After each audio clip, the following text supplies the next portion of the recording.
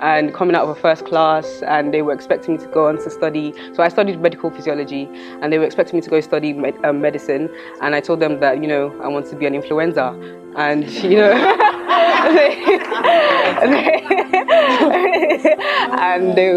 my mom was not happy. Like, Leicester is quite like a creative hub, and it's where most of my network that, you know, helps me now actually began to grow as well.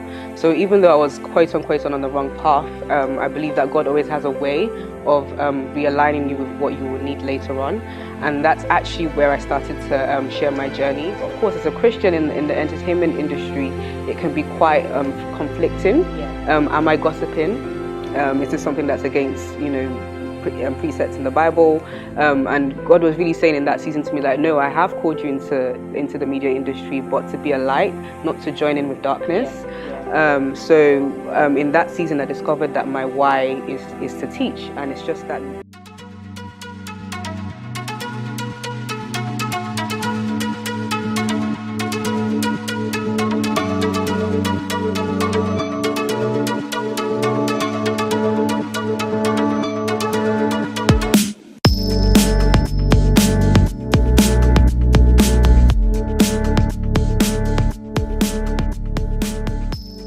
Hi everybody, my name is Katie and Powell, and I am the owner of Born Beautiful Naturals. We make handmade hair care for textured hair and skin care for sensitive skin.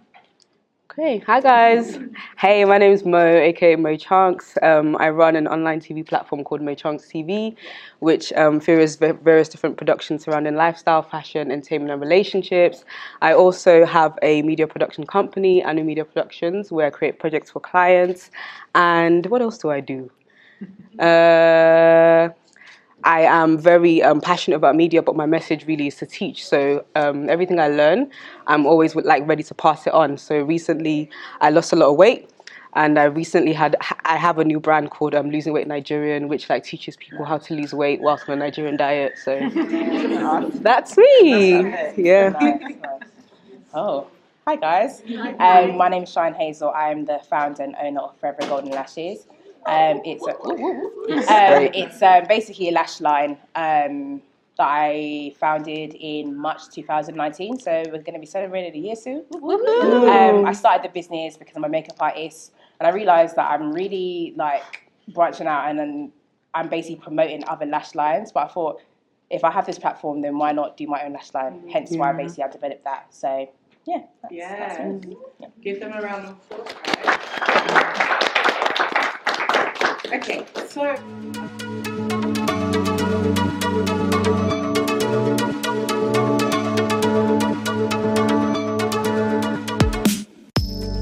work for it. Okay, start from me. Yeah. Okay, let me try and cut this story short. So I moved to Birmingham for University BCU, so I studied in 2015. I started doing makeup because I've always been passionate about makeup, but I was like, I actually want to do it properly. So I started the YouTube channel and started my clientele March of 2016. So I was doing the makeup stuff and so on for a good couple of years, built a good following of subscribers on YouTube. My clientele was building that. And like I said, I basically was promoting lashes and so on for everyone else. Here's a joke. I used to get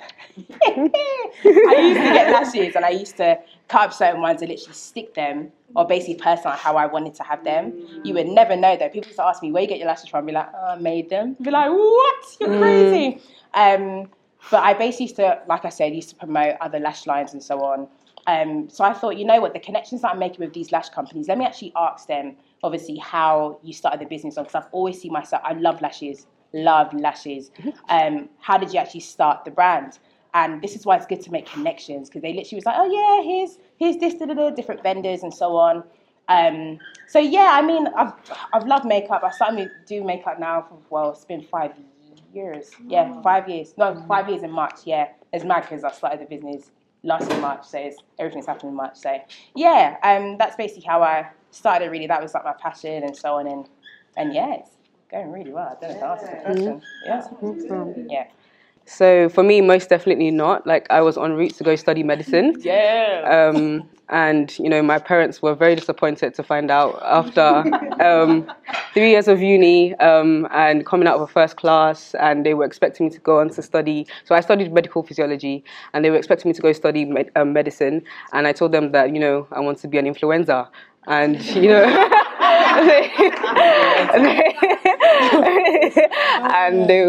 my mom was not happy. Like I'd get up in the morning, put on makeup, go downstairs into the living room and start filming, and my mom would be like, "Where are you going?" And I'm like, "No, I'm just creating content for YouTube." And she would go back into her room and like pray, like, "God, deliver this girl from whatever madness is going on. She needs to come back to her senses." And funny enough, my dad already was telling, because my dad lives in Nigeria, and he was already telling his colleagues that I'm a doctor. So imagine who sent him. A doctor. They tell everyone else a doctor. I don't know who sent him. But I think it was in uni. So my journey is like kind of all over the place in a sense of I was sold the dream of medicine for a long time that I started to believe that that was actually my path. When you're told the lie so many times, you start to believe it's the truth. So I did apply for medicine 3 times and got 3 rejections. Even though like I was an excellent student, whatever, that should have been like the flashlight saying, "Mo, wrong direction." But I kept trying anyway, trying to please my parents. And in so doing, I went to study medical physiology and at the University of Leicester. But that actually became quite pivotal in my journey because it's the place where I met a lot of people that taught me all about like cameras, taught me about YouTube, taught me about marketing.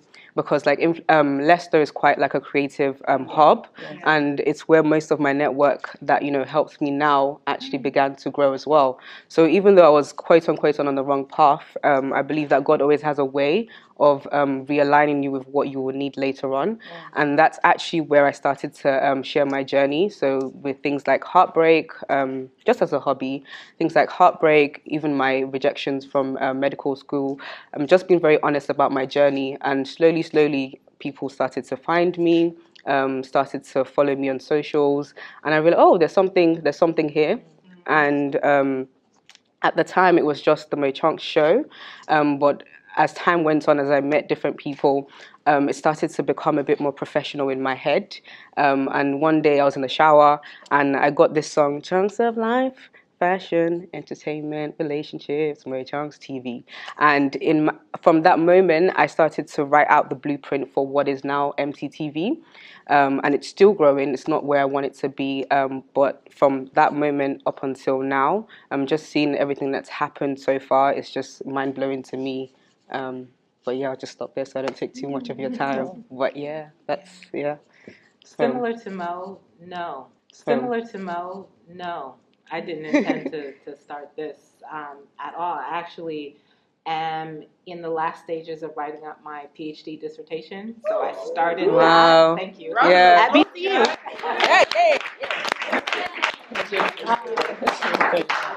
So I had started on that journey, and I actually started making products for myself as a form of therapy. It was therapeutic because I got to use a different side of my brain, and I'm going to dedicate myself to really seeing this reach its full potential. And so this year is a year for us to increase our capacity and sort of make that happen.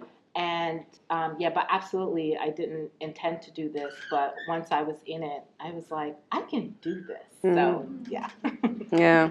Yes, I hear that 100%.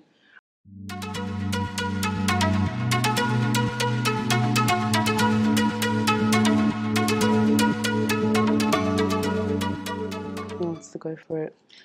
Well, for me, I'm glad you said that thing about buzzword for marketing, because I really feel like a lot of marketing has a great emptiness to it. And for me, an influencer should be a person of substance who has something substantial to offer to an audience. Yes. And so I know that on our social media that I never wanted it to be just here's this great product or whatever, but we focus around wellness. So like I talk about wanting to feel good and doing something good for yourself when you use like our products. So it's very much connected to health, not in a clinical way, but in a wellness kind of way, and feeling joy when you see the bottle, or feeling like, oh, this was useful and this helped me in some way, rather than just trying to push product.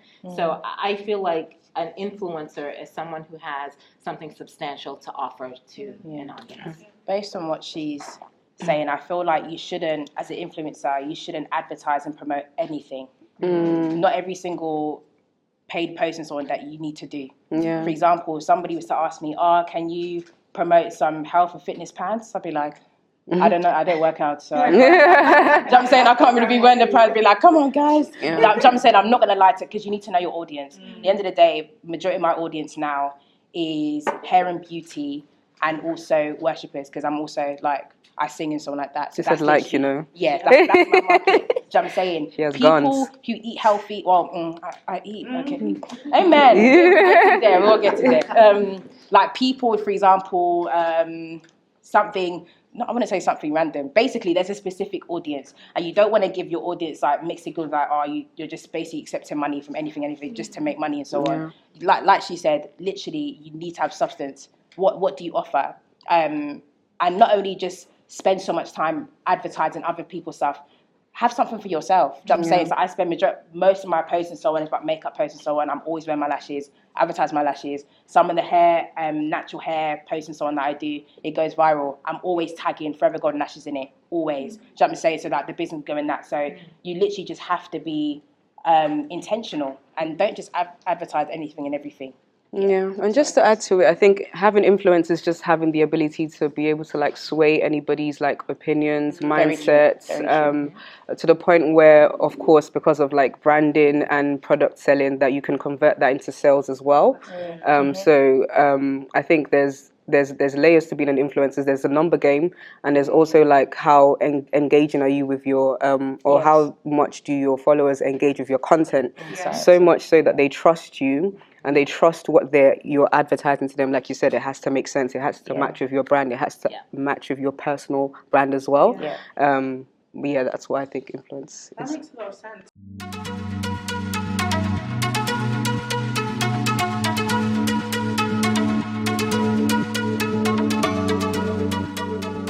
I really liked this question, actually. I think I'll go with the hindrance first.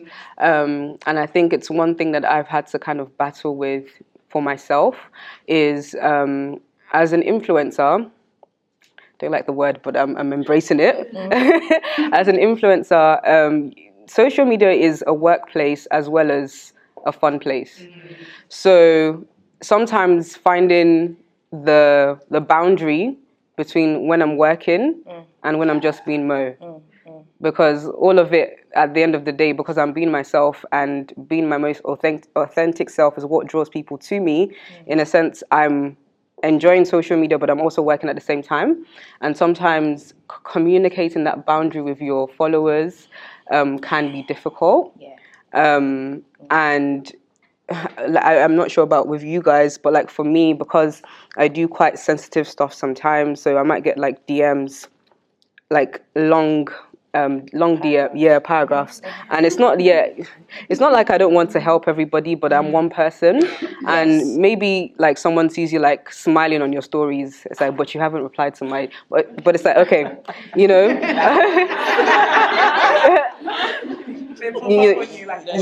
My DM is still, so it's kind of, for me, that's one I still haven't found the resolve with. This is a workplace as well as, you know, a social media platform for me. But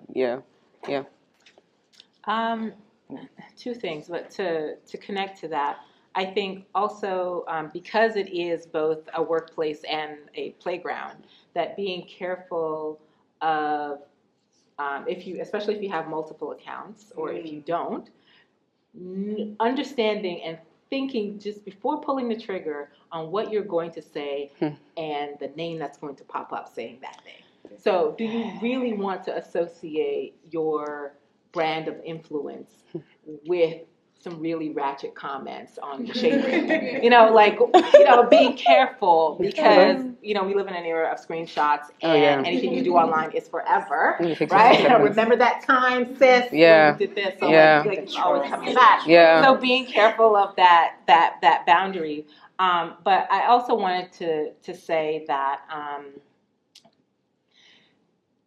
one of the great things and the hindrances is that being an influencer, technology gives you all of these advantages to get your message out, and you can create so much great multimedia content. At the same time, we are still dependent on platforms that are owned by other people. They're owned by other companies. YouTube, Instagram, Facebook, all of them own it, and they can change the algorithm at the drop of a dime, especially if they think that you're gaming it too much and getting too much out of it for free, right? They're always revisiting how they can get more out of you or force you into a pay stream. So that's one of the drawbacks.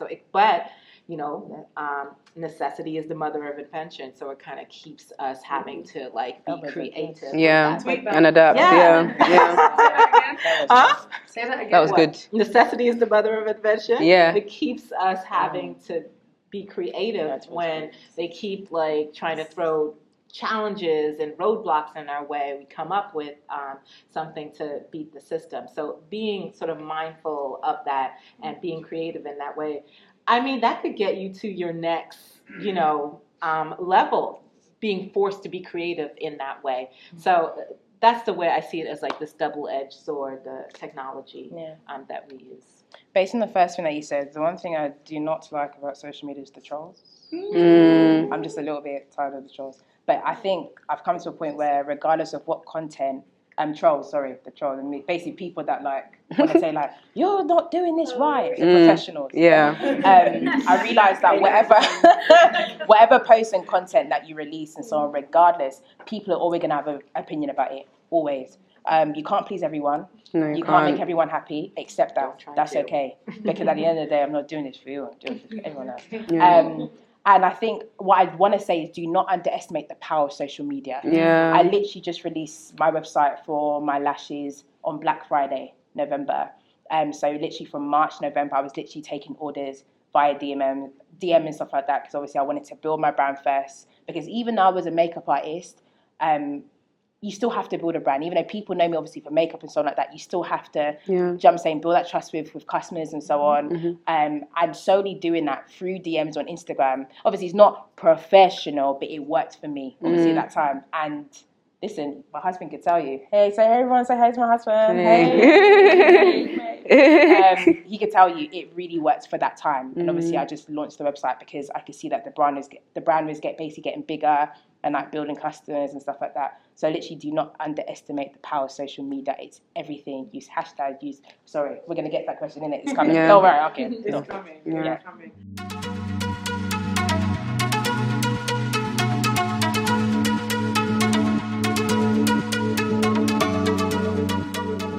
The thing is, because I would say earlier on when I was building my profile on Instagram, it was strictly makeup, hair. And I look back now and I'm thinking I need to delete half of these things because they are just not, obviously the standard that you're at now is a bit what I'm saying. But because now I've branched out into doing the worship leading, into posting the inspirational posts, Jesus posts and all that so on, it's literally branching out. So I feel with the videos of me ministering, I won't archive them.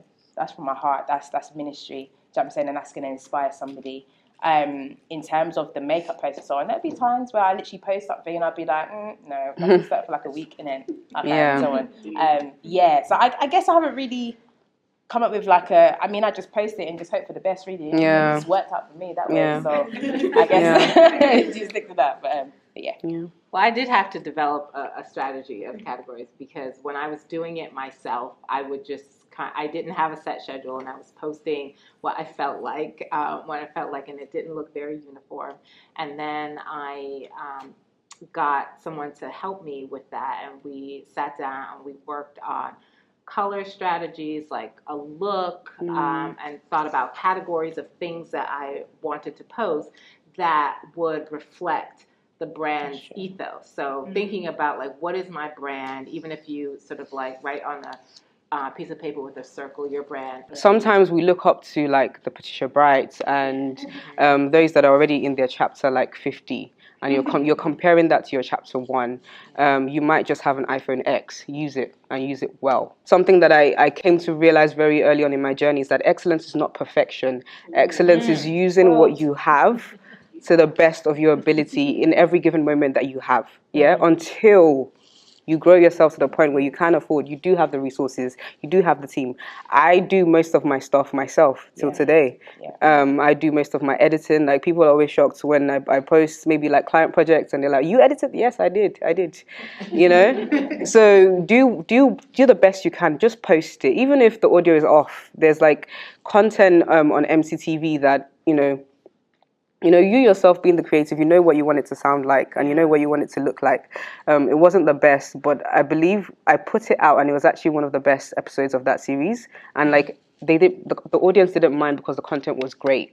So make sure the content itself is great and worry about the logistics and the other little bits after. Because I know sometimes girls are like, oh, my hair was a bit funny in the left, so I'm not going to post that. Yeah, I'm not going to post that. No, like no one's really like looking at it like that. Like let your journey begin so you can actually improve as well. Just add to what you're saying. There's a lot of tutorials that are really accessible. Yeah. YouTube is your friend. Yeah. If you want to look on, I'm saying, how to edit a video and so on. I remember my husband went on YouTube and with Final Cut Pro, and I learned from him. I'm saying things are just so accessible now. Accessible. Like, you look at these high brands and you think, how did they edit that and so on? It can easily be done. Don't get it twisted. I really feel like people don't even pay like heaps of money just to be editing stuff like that. They do it themselves. Like with marketing, stuff like that, editing, everything is me. Literally, videos, everything. Like, literally, or not even just me and my husband. Thank God for him. And also, in terms of the content, for example, my personal Instagram page, personal Instagram page and the Forever Gone Lashes page. So it's quite different. So obviously, with the Forever Gone Lashes page, it's literally for lashes. But for example, if you're selling lashes, you don't want to post photos of people wearing lashes in every single post. I'll tell you why. Because people might get confused, be like, so it's a makeup page. Or be like, it's a da-da-da page. Do you know what I'm saying? So what you want to do, you want to break it up a bit. So have someone basically wearing the lashes, then post a picture of the actual lashes in the case so people can see the packaging, and then post another thing of like, here's the website. Do you know what I'm saying? Break it up, as long as it's all in the same theme. So, but you don't want to post too much of like, for example, just pictures of lashes. People want to see the lashes with them on. Do you know what I'm saying? So literally post a variety. Natural hair stuff. You don't just want to post like hair models, because realistically, we all have different hair types. 4C, 4A, 3A, 2-9. We all have different ones. Do you know what I'm saying? So you want to post literally hair products and so on, like what the product with the packaging looks like, everything. So literally just shake up a bit. Yeah.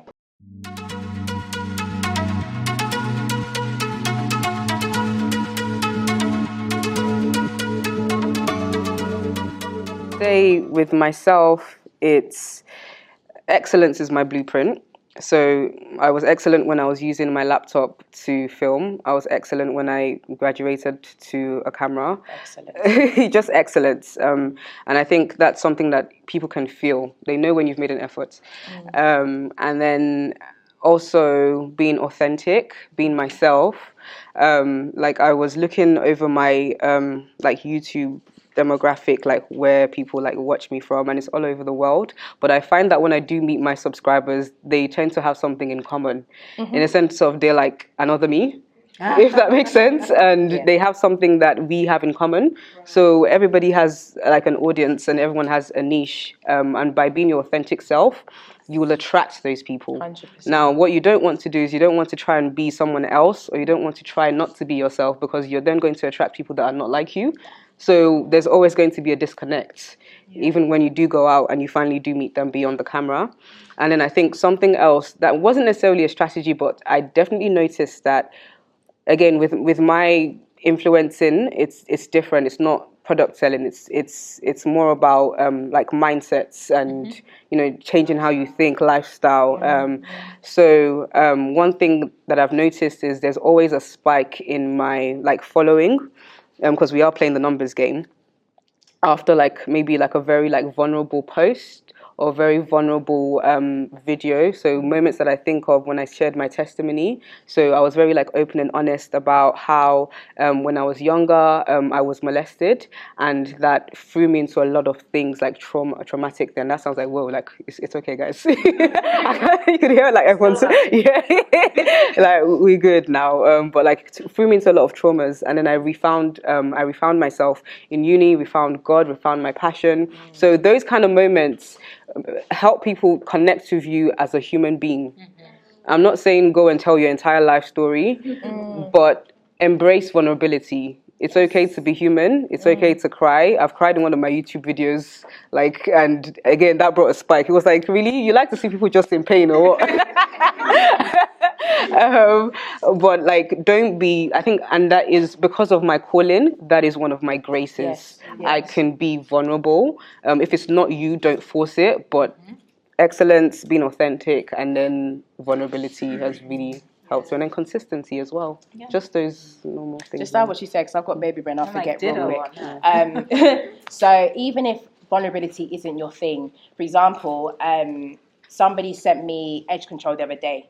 I don't know if you guys can see my edges, but gel don't really hold in my hair. It literally frays up a bit because no gel works with me. And I basically posted that in my caption to be like, guys, I said this, You know, some people are like, look at these products, give the products details, and that's it. Sometimes be relatable. Be like, guys, I tried this gel, it didn't work out. Guys, like, the eyeshadow went wrong today. The eyeliner, it went riggedy. Because some people want to give off this perception that they are perfect. Or like, I'm saying, and I feel like people feel like they have to reach that standard when that's not a standard. You want to be relatable to your audience. You want to, I'm saying, like, relate to be like, like, I'm saying, like, my eyeliner, it dropped to the floor, or like, it messed up, or like, be relatable to them. So I guess what, like she said, and so on, if you want to share your story, then power to you. If that's not you, then just be relatable. Be a person. And so don't just be this. Be human. Because you know what? That's why I'm just like influencer. People want to give off like a type of vibe, like, they have the perfect light, they got the brow, they got this, they got that. We are all human. We all go through things. You know what I'm saying? Minor things, big things. So at the end of the day, be relatable. I think for me, it's about what is sustainable and what can I maintain. And I know that for me, being fake or trying to, being a poser is not a sustainable thing. It's not authentic to who I am. And to be frank, it takes too much damn energy, honestly, that I don't have. So what I have to give and what is real is something that is sustainable to me, even if it's not perfect. And that's something I know I can maintain in the long run. So that's what I do. As far as like a thing that I know copy and paste and like will work, I think because when we started and like I didn't have anything else, like I became like the model or the poster girl for my brand. So I post photos of myself with different hairstyles using different products, and I knew that would like work for our Instagram. So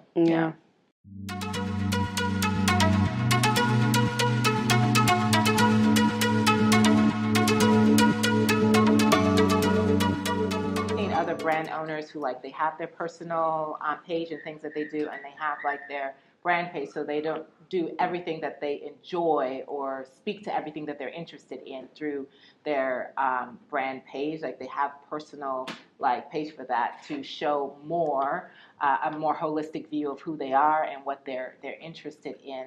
So I think something like that is what I would recommend. I know that for me, like, because with Instagram at least, like I have a personal IG, but I don't do anything on it very much because I spend so much time thinking about what needs to happen on the business end of things that I don't have the time or the energy or frankly the interest to do it on my personal page. So I've taken up other like pursuits in my like personal life so that it doesn't have to be related to my brand or related to technology, just to kind of free up my brain.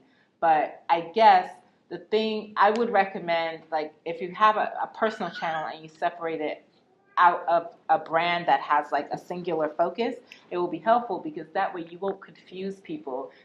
When they come to your channel, they want to know what kinds of things can I expect here, even if it's like beauty, lifestyle, and I don't know, knitting. At least they know those three things that in some kind of rotation they're going to get from you. Yeah. But if they never know what's going to come up and it's always going to be random, though I'm sure that there are people who have a cult of personality and just whatever they do, people love it.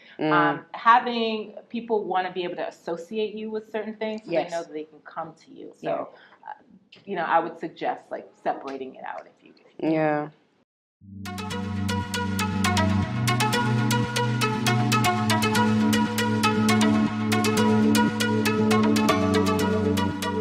That's fine, because that's how you see like how much engagement they actually have. Because there's a lot of Instagrams, loads of influencers that buy likes and buy followers, buy comments, I believe as well. It's a cop out. So just make sure that you're actually checking that they actually do have engagement with their followers and their followers. And I think with that as well, you can check their track record, so what they've posted before, and with other companies that they've worked with, as that actually converted to sales. That's the big thing, because you're not just sending it to them so they can look good, you're sending it so you can hopefully make some sales as well. And I think for the brands, I believe being like realistic, like you were saying, about maybe an IG post instead of a whole YouTube video, especially if there's no budget, just let them shout you out on this. Trust me, that's actually, Instagram stories is, I think it's where the bag is at recently, because of how they've changed everything. People focus more on stories than actual posts now. So like, don't knock that as well. If someone offers you like an IG story, that's just as good, and it might even be better than doing a whole YouTube video, because sometimes people switch off on YouTube once you go into the ads. But IGTV and Instagram stories is more personable. It's more, is that a word? Personable? Yeah. I do this all the time on What's Trending. We're always arguing about English words. But yeah. We've got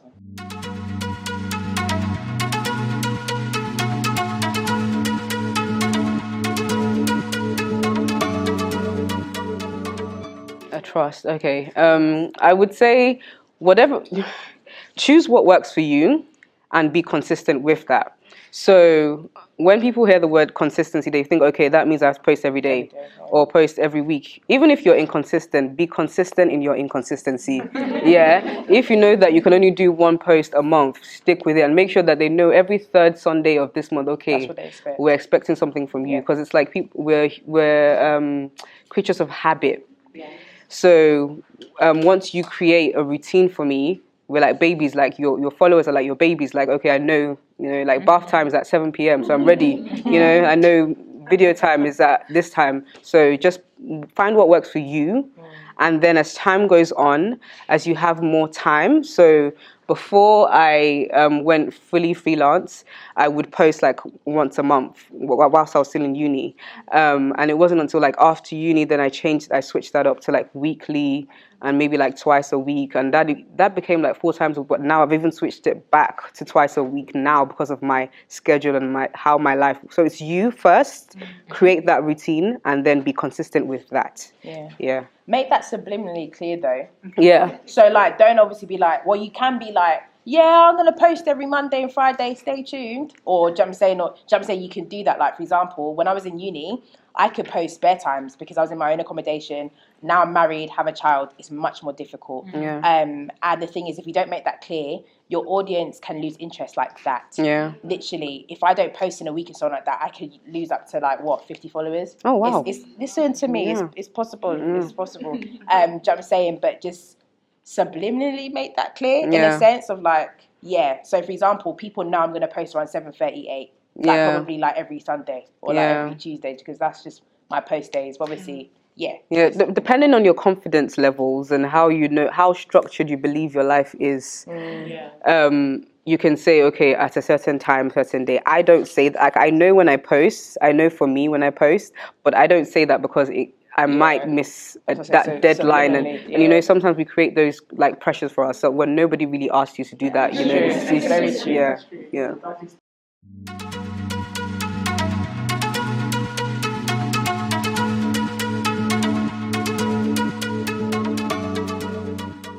For both, both personal and like just throwing this out, bonus. Thursdays Thursday's a really good day to post. Yes. People think weekends, but if you think about it, what are you doing on the weekend? Yeah. You're out with You're your out family. busy. You're Yeah. up and about. Sundays, you're in church or you're sleeping. Whatever you do on your Sundays. It's a rest day. Like Monday, you're angry. To start. I don't want to see no paid ad on my Insta. Not like no. So I found that Thursday is a really good day. Yeah. And also like maybe like Sundays for depending on your type of following, like in the afternoon when everyone's just like relaxed, chilling on their sofa. Yeah, so Thursdays and Sundays, good day for content.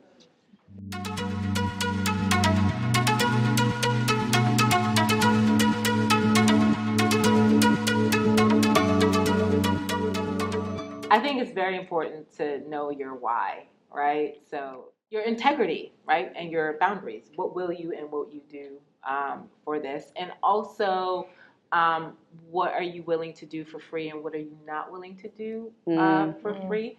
So value yourself and what you are creating. I would say that is probably just as important as the type of content that you are going to create. Understand that you are creating value for yourself, but that also people are going to recognize that value and sometimes try to exploit it. And so be very protective and careful about what it is that you decide to do and not do. And and as I said before, knowing your why are you doing this? Why are you deciding to? Are you bored?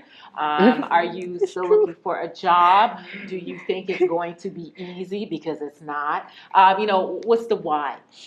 Because you may have to develop a long-term strategy for it. Because if you think that, I'm just going to start this, I'm going to gain 3,000 followers by the end of the week, brands are going to start contacting me. Oh, it's going to be great. It might not go that way for you. So, what if this doesn't, sort of work out? And how much can I commit to doing this? I think those things are, important. I had to discover that along the way. But I think if you try to think about it going into it, it could be very helpful. I think I co-sign that. Finding your why is very important, and it's been something that's been very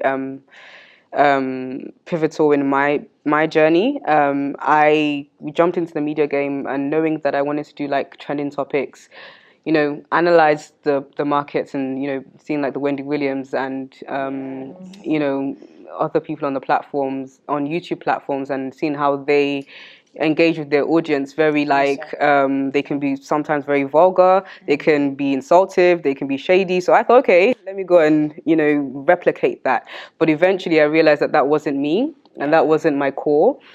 So I stripped all of that back. I went in a season where I just stepped away from socials, prayed and fasted and really asked God, okay, you've called me into this media game. And of course, as a Christian in the entertainment industry, it can be quite conflicting.